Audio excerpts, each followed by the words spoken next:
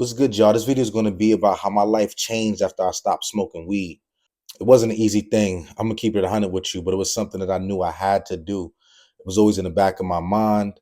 It was always constantly like in the backdrop of my thoughts, like, I got to stop this. I got to quit.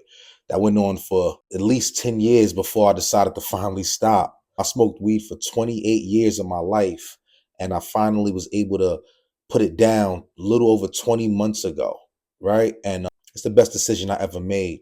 Was the easiest? Nah, it wasn't, but it was definitely worth it. In the beginning, I had to figure out a lot of things. I had to figure out my likes and dislikes. I had to figure out my wants. I had to reassess my dreams and my passions and my goals and everything else that I aspired to do or become. I had to reevaluate. The reason being is because I started smoking weed at 11 years old. So as a child, I never got a chance to develop my mindset to plan and plot goals on a sober mind, if that makes sense. So I was smoking weed from 11 to 39 years old. So I mean that everything that a normal teenager would experience or go through, whether it's emotions, whether it's failures, whether it's losses, trauma, things like that, I experienced all of that under the influence of marijuana. I couldn't cope without it.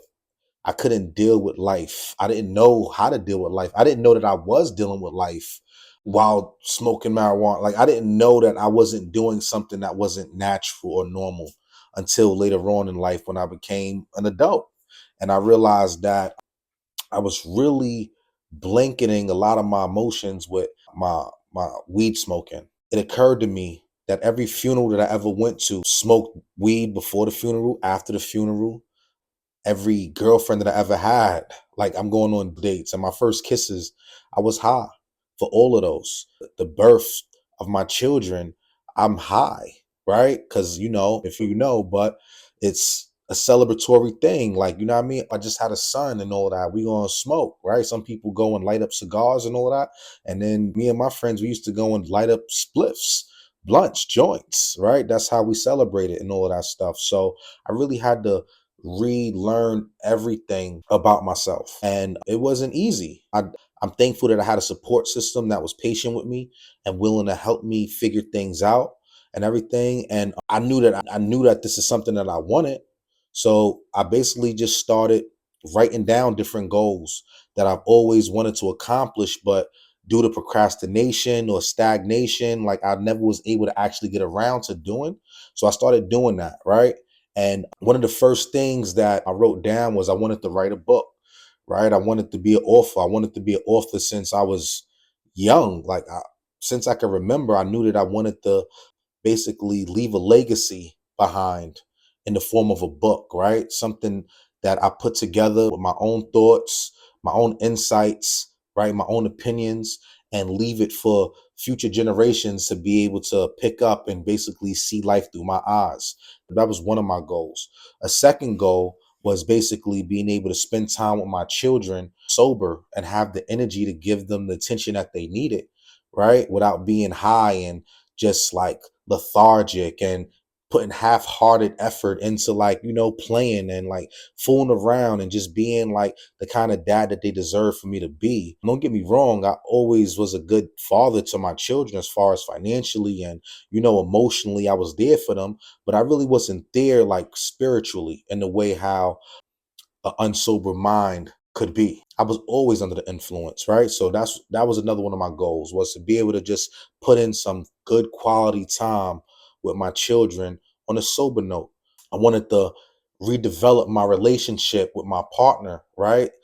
Figure out the things that she liked and disliked, and also see how our new paths would basically merge into one with me having a sober mind. I'm fortunate that she decided to stop smoking too. So we kind of like did it together, right? And it's made our relationship so much stronger. I'm very grateful to her for that. Another goal that I wanted to accomplish was basically working. I wanted to get a job, right? Because I'm an entrepreneur.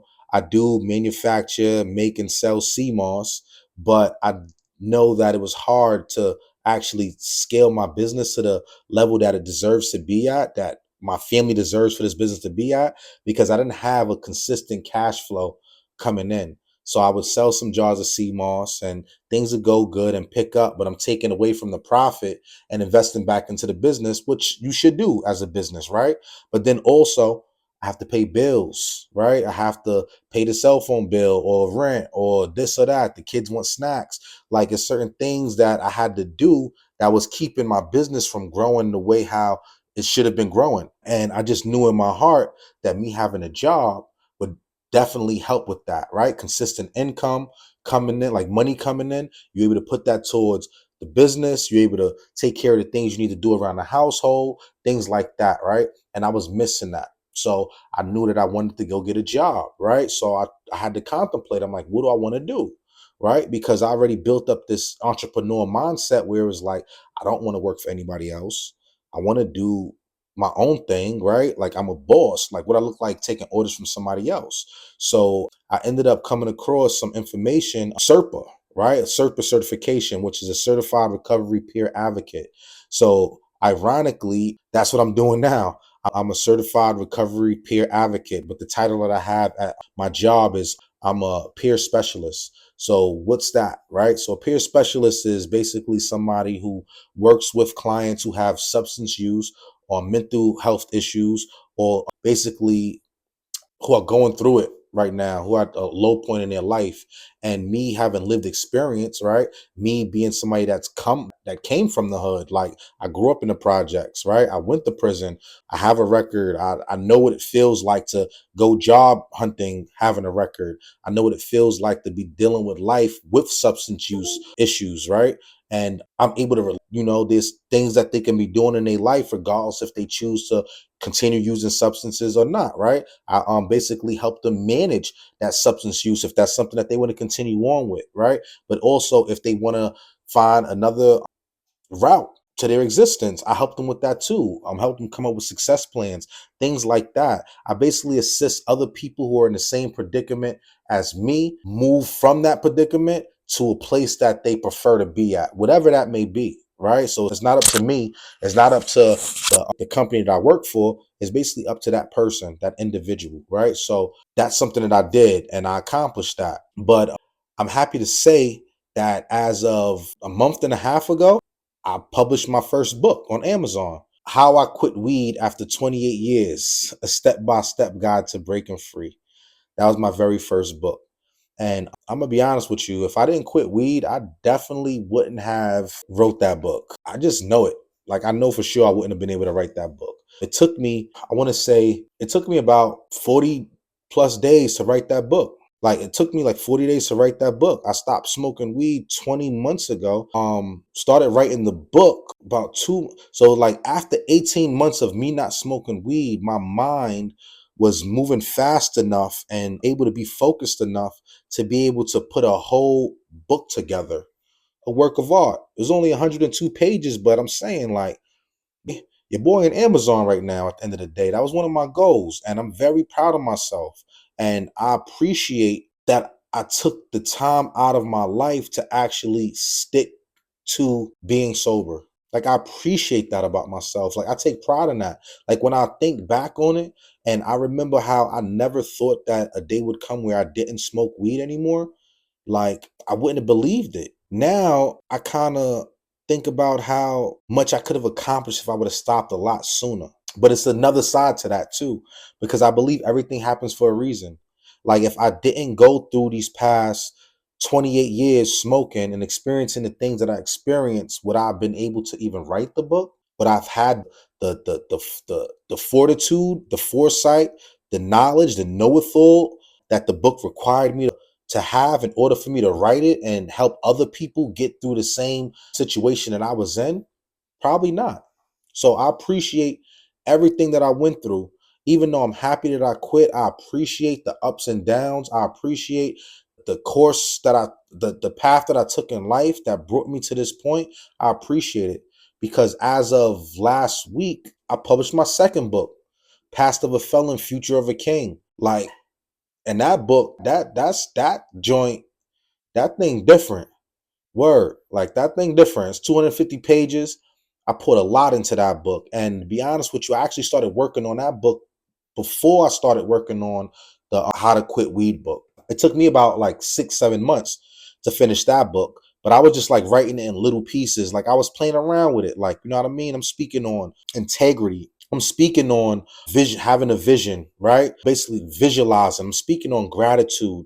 I'm speaking on some of the books that I've read throughout these years that developed the mindset that I have now, right? I'm speaking on these books, and I'm also speaking on my past, how I became a person that ended up in prison. What kind of mindset did I have? I'm speaking on how did prison change my mindset, right? Like what was it that made me go from being the kind of person that knew that he would go to prison? Like I knew it in my heart that eventually I would go to jail, right? How did I go from being that person to being somebody that wants to save my community and speak success and wealth and health into my community? How did I go from being somebody that tore my community down to being somebody that is doing everything that he could to lift his community up? That's what my book stands for, right? Past of a felon, future of a king, a guide to your inner king. That's my book, right? It's on Amazon. Go check it out if you want to. If not, to each his own. But I did that. If I didn't stop smoking weed, I wouldn't have did that. Like I'm gonna keep it 100 with you. I know for sure that I wouldn't have been able to do that. I'm back to recording on YouTube. I didn't record on YouTube for like over 10 years. I mean, for 2 years. I created this channel about almost 10 years ago, off and on. But literally every video that I made before the one I posted before this, I was high in it. I was high in it. And I thought that me smoking would make it easier for me to record videos, but it didn't. I thought that smoking weed would decrease my anxiety, but it didn't. Come to find out, it was the reason why I was anxious to begin with. Now that I haven't smoked weed for over 20 months, I don't feel anxious about anything. The only thing that kept me from recording is like my shyness or whatever have you, like, but more so it's like just the fear of just putting yourself out there. Like the fear of me putting myself out there. But I'm at the point right now where it's like I'm all in. I have a lot of experience. I have a lot of things that I went through and been through that could provide tremendous value to the world. And I've been selfish by not giving it back, by not putting it out there. I know that there's a lot of young men and women who I can help with my story. YouTube is one of the biggest platforms for you to be able to reach out to the people who actually need your message. So that's why I'm back up here. That's why I'm back up here recording. I'm doing my best to stay consistent. I recorded a video on the 1st. Today's the 3rd. And I'm just gonna just do my best to keep going and moving forward because I deserve it. And not only do I deserve it, I need to stop being selfish and giving the gift that God gave me, which is the life that I've lived and survived. Don't advocate for people to stop smoking weed. I'm not on here saying you better stop smoking weed. Like weed is ruining your life. I'm not saying that. What I'm telling you is that for me, it didn't, weed and my goals did not work well. The frequency that I was vibrating on was too low for me to get to the next level that I needed to be on. I wanted to vibrate on a higher frequency. And now that I am, things are happening for me in my life that I always imagined would happen, but I honestly didn't believe would happen. Now I believe it. I believe I can do anything. Like I honestly do. I believe that I can really make my dreams come to reality because I'm doing it already. These 2 books are the first of many. I speak home ownership into my existence. I'm going to be a home owner, y'all. My kids are going to have a swimming pool. They're going to have their own bedrooms with their ensuite bathrooms and all that. I'm gonna get wifey the ensuite, the big master bedroom with the ensuite bathroom. You know what I mean? 3, 4 car garage and all of that. Big backyard for 4th of July picnics and all of that for the family. Extra guest bedrooms for, when people like the cousins and all of that stuff want to come and visit and stay over. Like all of that's in my future now. If I was still smoking weed, I honestly don't think that those things would be in my future. So Yeah, I don't mean to ramble and all that stuff. I just wanted to just basically get up on here and like share that with y'all and let y'all know that me stopping the weed thing actually really changed my life. Like it really did. And I'm going to be speaking more on it, right? I'm going to be speaking more on the withdrawals. I'm going to be speaking more on tips and tactics on how to stop smoking weed and stuff. So stay tuned. All right. If you feel like that resonates with you, subscribe because I got a lot of information for you. And support, like, share, you know what I mean? Comment, let me know what you think about the video. If you stop smoking weed, let me know how long you stopped smoking weed, how long ago you stopped smoking weed, or if you're struggling to stop smoking weed, write in the comments. Like, ask me questions. I'm gonna do everything in my power to get to your questions as timely as possible, but I'm basically just here to help, and I just want to just uplift everybody. Each one teach one. All right, so until next time, I wish you the best of health, wealth, success, and prosperity. And you're not in this alone, right? Let me hold you down. All right. Stay up. One.